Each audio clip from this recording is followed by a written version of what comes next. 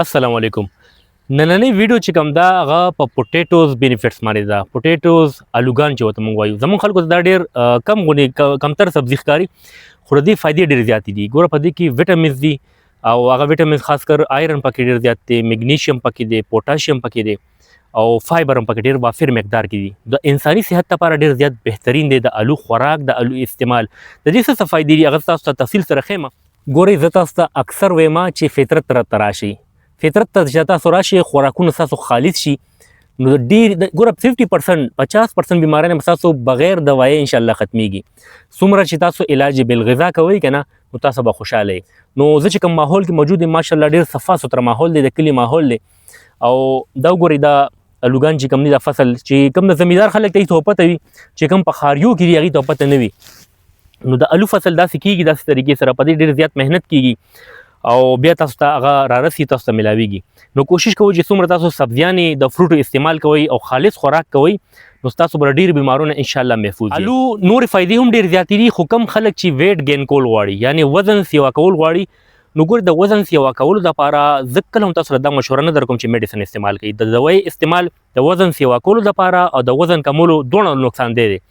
نو قدرتي طریقه چې کومه ده ټول نه اسانه بهترین طریقه ده هغه د الو خوراک دی.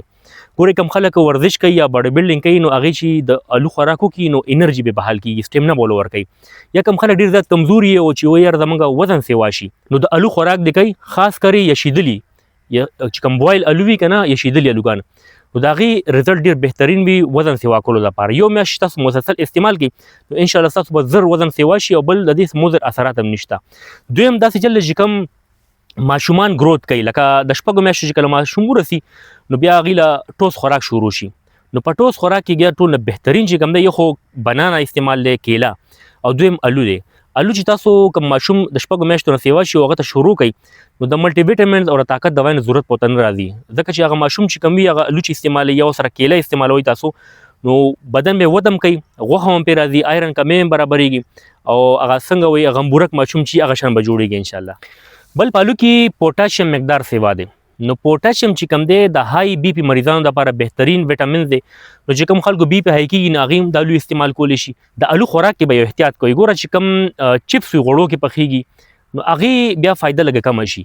د ټول نه بهترین چې د الو فایده حاصلول تاسو غواړئ د هغې ویټامین چې تاسو ته صحیح سلامت میلو شي نو هغه داسې دي چې تاسو یشیدلي الو استعمال کوئ. دې کې یو سوال د خلکو ذهن کې دا دی چې یاره د سپین الو خوراک بهتر دی که د سور الو؟ نو دواړه په خپل ځای بهترین دي، دواړو کې ویټامین شته چې کوم تاسو ته میلاویږي.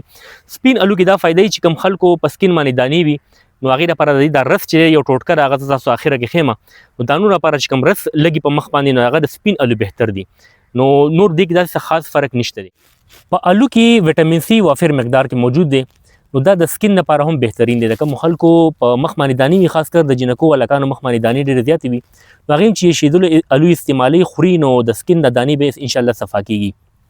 دویم په دې کې فایبر وافر مقدار کې دی. ګوره تاسو ما اکثر ویډیو کې ذکر کړی دی چې فایبر چې کوم دی رچا کانسټیپیشن دی، خېټه سخته وي ډېره زیاته، قبض چې ورته وایي، حاجت یې نارمل نه کېږي، په دویمه دریمه باندې واشروم ته ځي یا که ډیلی هم ځي روزانه هم ځي خو حاجت یې ډېر تکلیف سره کېږي.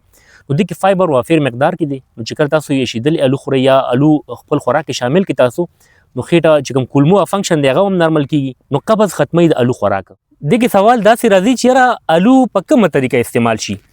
نو ګورئ دا خو تاسو یشیدلي هم خوړی شئ، د دې تاسو چپس هم خوړی شئ، دا تاسو په نورو پخلو کې هم اچولی شئ. نو په هر حالت کې تاسو خوراک خوردی کولی شئ، بلکې دا تاسو ریته کولی هم شئ. په سکروټو باندې اکثر موږ چې ماشومانو دا موږ په تنور کې پخولو په سکروټو باندې ډېر خوند به یې کولو نو هغه طریقې سره هم استعمالولی شي. خو بهتر طریقه کومه یوه ده؟ نو ګوره زه چې تاسو لکه مشوره در کوم هغه بهترین مشورې تاسو لپاره. بهتر طریقه دا ده چې یا خو دا تاسو یشیدلي الو وخورئ او یا چې کوم ریته وي په سکروټو هغه به وخورئ، ځکه چې دې کې به تیل هم نه وي او داسې نور چې کوم نقصاندې اثرات وي هغه هم نه وي. چې کوم په تیلو کې چپس تیار شي نو د هغې نقصاندې وي که نه، کولیسټرول های کیدی شي، بی پی های کیدی شي، نورې مسلې پکې راځي. دغسې سالن کې هم داسې نورې مسالې او مرچکي ایډ شي. نو صحیح چې فایده حاصلول غواړئ د الو د خوراک هغه یشیدلي الو بهتر دی. چې کوم د بلډ پریشر مریضان دي های بی پي نو هغوی به کوشش کوي چې یشیدلي الو باندې مالګه نه اچوي. که چېرې ستاسو بی پي نه های کېږي بیا پرې لږ غوندې مالګه هم اچولی شئ او په سکروټو ریته او یشیدلي الوګان دا بهترین حالت دی د الو خوراک او د هغې صحیح ویټامین حاصلولو. امید دی ملګرو ویډیو به تاسو خوښ شي که داسې معلوماتي ویډیوز کتل غواړئ مستند معلومات د هیلث باره کې صحت باره کې بیمارو باره کې زموږ چینل ډاکټر شبیر پښتو خامخا سبسکرایب کړئ او دا ویډیو خپل ملګرو سره هم شیر کړئ چې هغوی ته هم فایده ورسي زموږ دعا ده الله پاک دې ټولو بیمارانو له شفای کامله نصیب کړي الله دې ټول مسلې په خپل قدرت حل کړي آمین الله حافظ